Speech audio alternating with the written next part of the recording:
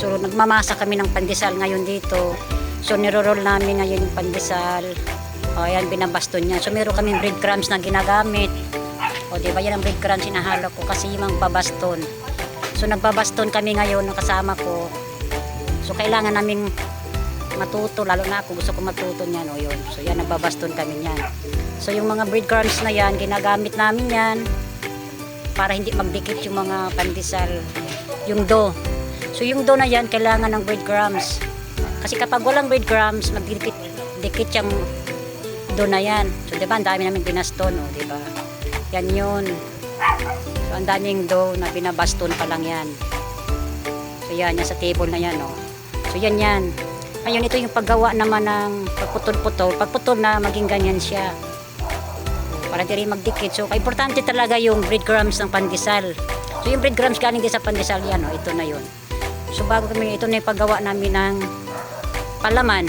Kasi ito ay malunggay with cheese. Kiso. So, paglalagay namin ng cheese yan. Diba yan. So, ganyan yung ano niya. Pinapalapad muna namin yan, guys. So, diba? Tinuturuan nga nila ako ng panadero. Kasi pinag-training ako paano maggawa ng pandesal. O, yung pag-roll.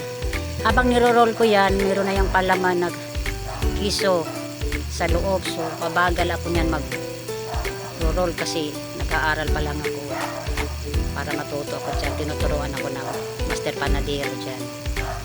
Yan, diba, mga ka-nanay, interesado talaga tayong matuto sa isang trabaho, hanap buhay. So ito na yun, no, inaano ako dito, yun na. So ito yung ano, ito yung diba, ito yung tira, sobra yung pinakadulo ng pagbabasto ng pandesal.